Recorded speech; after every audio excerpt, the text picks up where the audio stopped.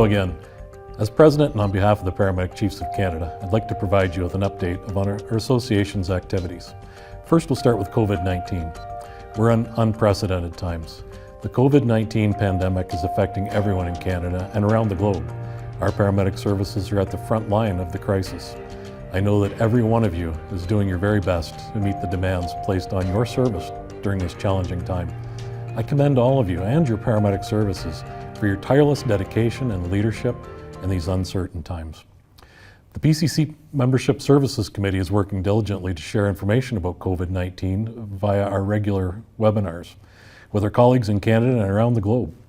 I'd encourage you all, if you have questions or specific concerns, to also utilize our PCC listserv, pcc@lists.paramedicchiefs.ca, and communicate with your colleagues around the country. I'd like to first also thank First Watch Solutions, Ken Luciak, Kyle Sarita, for their leadership in making these webinars possible. In addition to the global webinars hosted on COVID, the PCC is hosting town hall meetings for our members. These informal Zoom meetings are an opportunity for members to ask questions and engage in roundtable style dialogue that focuses on the most pressing issues paramedic services are facing. These are extremely valuable and provide the opportunity to share common challenges and solutions and to learn from what other Canadian paramedic services are doing in response to COVID-19. I'd like to thank Darren Sandbeck, Chief Paramedic of Alberta Health Services, facilitating these meetings for us. The Clinical KPI Working Group continues to meet regularly and have completed and are finalizing the following activities. First, to develop the initial clinical KPI set, the committee members began by describing activities that appear to have positive influence on patients' health outcomes. The team looked at their own expertise in emergency paramedicine across Canada and internationally and reviewed best practice documents such as care guidelines and examined the scientific basis for paramedic standards of care. Once a lengthy list of potential measures was crafted, a group survey was distributed utilizing tools and consensus techniques to narrow down the list to 7 measures. At the culmination of this phase, the committee proposes that Canadian emergency paramedicine systems use these initial clinical KPIs. For acute coronary syndrome, we have ASA administration, 12 lead capture, direct transport to PCI, and pre-alert of the STEMI team. And for stroke, we have use of the stroke scale and direct to thrombolysis center transport, as well as pre-alert of stroke teams. While this list is modest, there's adequate evidence to support emergency paramedicine systems providing the care indicated in these measures. Moreover, our assessment of paramedic service system capabilities indicates these measures are feasible for systems to implement. So the KPI Working Group actions to date would include a survey that was sent out in January to all PCC members soliciting feedback regarding those measures I mentioned. A group of Eastern Ontario EMS services have requested to pilot the initial set of measures to test functionality and working with their EPCR vendor to understand what might be automated and what collation and dissemination might look like. A meeting with one large EPCR vendor took place to understand what the capabilities and requirements to house a large national database that might look like. And a final report outlining the process, rationale, and findings with key recommendations is being prepared for the PCC board for initial review. It's anticipated that draft will be available for review this coming June.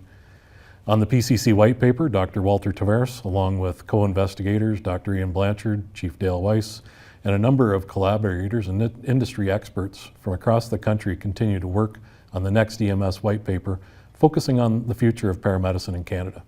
As many of you know, the first white paper was published in 2006 and was instrumental in helping to guide our profession. However, we recognize that paramedicine today has advanced significantly since then, and the healthcare context now and in the future presents both challenges and opportunities that we are carefully examining and in some instances only beginning to understand. So as such, this team, with the leadership of the Paramedic Chiefs of Canada, the University of Toronto, York Regional Paramedic Service, Alberta Health Services, the McNally Project for Paramedicine Research, are all actively conducting extensive reviews of literature and interviewing thought leaders from across the country, both within and adjacent to paramedicine, to better understand what our guiding principles should be as we consider the future of paramedicine and what enabling factors we need to consider to put into place to enact these principles successfully. We've really been thrilled with the response we've received to our call for nominations. Our interview process and literature review is now complete, and our team of researchers and industry experts are working to pull all of that together. We're hoping to share what our new guiding principles and enabling factors are for public consultation via webinar in June or immediately thereafter. We'll continue to keep the community involved and informed of the process, and we encourage our community to get involved in this important work. Thank you, everyone, for your contributions to the creation of this key document. The Leadership Development Committee is maintaining and working on future developments of the current Right Direction Leadership Development Model, or RDLM. The Right Direction Leadership Model has 8 components. First, Leadership Development Committee. Second is the Right Direction Leadership Program. Third is a mentorship program. 4, leadership tools. 5, the Leadership Competency Framework. 6, the Leadership Library. 7, Media Resource Center. And 8, and very interesting for future development, a credentialing program. The Leadership Development Committee met in February of this year for a 3-day leadership summit to work on content and structure of the Right Direction Leadership Program. This program will be built on Leadership Development Competency Framework that we released in 2019. There'll be 6 continuing learning education components that will be released in succession over the next 5 years. We look forward to updating you on this important committee's work. In the Paramedic Services Week, the Paramedic Chiefs of Canada, in conjunction with our Membership Services Committee, have made a change to the theme of Paramedic Services Week for 2020. The current pandemic has dictated normal Paramedic Service Week activities would be difficult, if not impossible, for many paramedic services to achieve. Instead, we'll be focusing on the critically important role of paramedic services during the pandemic. This is an opportunity to highlight the contributions and educate citizens in ways that help support and to protect our paramedic community during this unprecedented time. The theme for Paramedic Services Week 2020 is Paramedics During a Pandemic, and it demonstrates the important role that paramedics play on the front lines of healthcare system during a pandemic. During a global pandemic health emergency, paramedics play an integral role on the front lines of healthcare. Paramedics are often an early point of contact for the public in the public arena. If not called upon to respond to you in need when you call, they are running toward the risks associated with the pandemic response and when they arrive. So please join us in recognizing the amazing work of paramedics May 24th through 30th, 2020.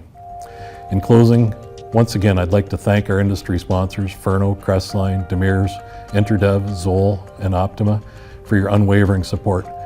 We know your industry is impacted during this crisis as well, and we're grateful for your support that you provide and continue to provide for our community now more than ever. Stay safe, everyone, and thank you for joining us.